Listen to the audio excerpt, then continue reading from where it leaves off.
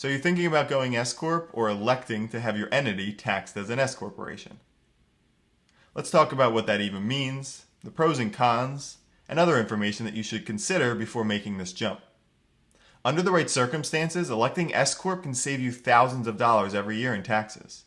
But depending on your tax situation, how high or low your income is, your home state, and many more variables, electing to have your entity taxed as an S Corporation won't save you any money at all. Going S Corp is a varsity business move. It's not for everyone. Sometimes it just doesn't make sense, and that's okay. But that's why we're going to talk about the pros and cons and what it means for you as a business owner, so that you can make the decision for yourself. An S Corporation is not a standalone entity. There's no such thing. You first have to set up an entity at the state level and then elect to have that entity taxed as an S Corporation at the federal level. So let's talk about your entity first. Entity structure. Your entity is established at the state level. Your entity can be established as a limited liability company or as a corporation. If that's all you do, you'll report your business income and expenses on Schedule C if you're a single member LLC, a Form 1065 partnership tax return if you're a multi-member LLC, and a Form 1120 if you're a corporation. Those are the default tax forms for those entity types. But the IRS allows you to make an election to be taxed as an S Corporation. Depending on your tax situation, your expected earnings over the lifetime of the business, and your state of operations, electing S Corp status can save you thousands of dollars of taxes and tens of thousands over the life of the business. But it's not for all businesses. An S Corporation is like a marriage. Easy to get into, hard to get out of. If you decide you're not interested in the business, the S Corporation needs to be terminated, the business itself needs to reclassify itself as an LLC, a final tax return must be filed, and then payroll accounts need to all be closed. And you have to wait 5 years before you can elect S Corp status for that entity again. It's a lot, so this is not a decision to be taken lightly, because the administrative work can take hours and hours of your time every year over the life of the entity. If you're already an LLC or a C Corporation, you've already completed step 1 and you may move on to step 2. If you're a sole prop or a sole proprietor, you'll first need to set up one of those entities and then immediately elect to be taxed as an S Corporation with the IRS and your state if you're required to file a separate state election. Don't get cute by trying to organize an entity in a state without state income taxes. You pay taxes based on where you're operating and generating income, not where your business is registered. The additional state involved usually just means more returns and higher tax prep fees. Now let's talk about the benefits of an S Corporation. There are definite advantages to having an S Corporation, so let's highlight those. All taxable income from the S Corporation passes through to the owner's individual income tax return. So federally, there's nothing due when filing an S Corp return. Instead, a K-1 is produced within the S Corp tax return that shows your share of the income earned from the business, based on your ownership percentage. You'll input that K-1 into your personal tax return to pay the taxes on that income. But that income that passes through is no longer subject to Social Security and Medicare taxes, also known as self-employment taxes. So that's the reason the S Corps can be so beneficial to certain businesses. The avoidance of self-employment taxes does come with a catch because you're required to pay yourself a payroll, as you are now an employee of the business. You can pay yourself every week, every other week, once a month, once a year. The IRS doesn't care as long as you take payroll in that calendar year because that payroll is subject to Social Security and Medicare taxes. But the requirement to take payroll also forces the owner to pay federal income taxes with each check before the direct deposit ever hits your bank account. So if you plan properly, that means reducing or eliminating quarterly tax estimates altogether because you're able to pay towards your federal ordinary income taxes during the year. Remember, the S Corp allows you to avoid self-employment taxes, but not ordinary income taxes. Your S Corporation income is still taxed as ordinary income for federal income tax purposes. Let's talk about some downsides of being an S Corporation.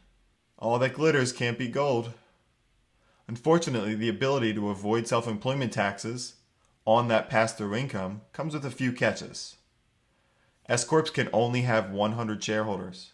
For most small businesses, that's just fine. But if you plan to offer shares of stock to more than 100 shareholders, an S corporation is not the right choice for you. Reasonable compensation. The biggest trick with your S Corp is to pay yourself enough salary through your W-2 wages to not pique the interest of the IRS, but also not to pay yourself too much in wages because that's where we see the actual S Corp savings erode away. It's a very fine line to walk, and one that the IRS doesn't provide a lot of guidance on, because what is reasonable compensation for a florist in Idaho or a florist on Nantucket will be very different answers. So the business owner and their decision-making team is responsible for coming up with a reasonable salary every year for any officers involved in the day-to-day business. Business payroll tax expenses. So when you pay yourself that reasonable compensation, half of the Social Security and Medicare taxes are paid by you, the employee, and half of the Social Security and Medicare taxes are paid by the employer. Oh wait, that's still you. So the business has to cover the employer side of the payroll taxes. We usually estimate about 9 to 10% of your wages. Now the good news is that that's a business expense to reduce your taxable income, but it's still more money out of your business bank account. The entity will face more scrutiny from the IRS. Since there are more business requirements as an S Corp, an annual shareholder meeting, the reasonable compensation we just talked about, you're opening yourself up to a lot more scrutiny as a small business by electing S status. There's more administrative work. Sorry, an S Corp just brings with it more paperwork, tax registrations for payroll, phone calls with your payroll rep when they don't get your wages right, and likely IRS notices because they forgot that they said they approved your S Corp, and instead they were looking for your 1120 C Corp return. We've been working with hundreds of business clients every year who are S Corps. Trust me, they all take more admin time than an LLC. Social Security basis. You'll be avoiding Social Security taxes by design. But this means that the only basis you'll have in Social Security earnings come retirement time will be from your W-2 salary that you pay yourself. So your Social Security earnings over your lifetime will be lower than if you stayed a single member LLC and paid self-employment tax on those earnings. Ongoing expenses for payroll processing and tax filing. If you decide to take a year off and have no income in the business, as an S corporation, you'll still have to file monthly payroll taxes, quarterly payroll taxes, and annual payroll taxes. And you'll still have to file a tax return. So that will be another expense you'll have to make sure you can cover even if you're not working. Time is running out. You only have a certain period of time during the year to elect S Corp status, and then you have to wait until the next year. You have 75 days from the beginning of the tax year to elect S Corp status. Otherwise, you have to wait until next year if you're past that March 15th deadline. The only way around that is if you set up a brand new entity. Then that 75 days starts when the entity is created. Let's talk about businesses that shouldn't be an S Corp. If your business is a hobby, if your business is just holding or renting real estate, that isn't subject to self-employment taxes anyway, so there's no need for an S election. If you're not sure you'll be in business in 5 years, if you're not sure you're interested in the business for the foreseeable future, if your business income is projected to be over $300,000 per year, if you have a W-2 income close to the Social Security limit that is separate from your business. These are all good examples of situations that don't make sense to elect S status. Words only go so far, and I get that, so let's talk about some examples. So here are 3 different scenarios. The first shows a business that nets around $70,000 after paying all of its expenses. If they file as a sole proprietor or a single member LLC, they'll put $70,000 on their Schedule C within their individual income tax return and pay both self-employment taxes and ordinary income taxes on those earnings. If they were to elect S corporation status for their business, their expenses would increase by about $5,000 for the preparation of the S Corp return, as well as payroll costs and other miscellaneous expenses relating to staying in compliance with the S Corp. But they'd put themselves on a salary for $40,000, and they'd earn $40,000 as an employee of the business, and after the additional operating expenses and payroll expenses related to that $40,000 of payroll, they'll earn $21,506 as the owner of the business. And remember, the savings is in that remaining S Corp profit. in this case $21,500, because S Corp income is not subject to self-employment tax. So that's a combined $61,500 compared to $70,000 as a Schedule C employee. But remember, the payroll taxes related to your wages were paid through the business, so they're a business expense, as opposed to self-employment taxes paid on Schedule C income, which is not an expense for the business.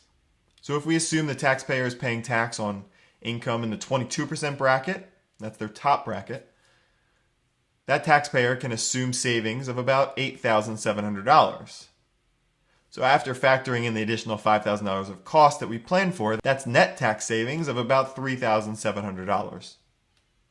The other example is someone who is able to net $220,000 from their Schedule C. If we elect S Corp status and pay them $90,000 as an employee, then their total earnings are $207,000.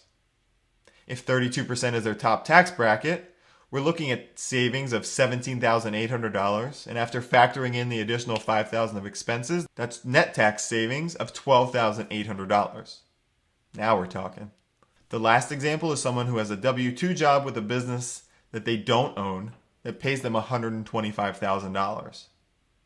Because they pay into Social Security and Medicare already through their W-2 job, there is not as much of an advantage to electing S Corp status, because any Schedule C income that they have wouldn't be subject to Social Security taxes over the limit for that year, which is $147,000 in 2022. So as your earnings from sources that pay into Social Security taxes increase, the S Corp benefit becomes less attractive. In this case, it costs the taxpayer money because they had to put out $5,000 of additional expenses and they only saved $2,000 in taxes.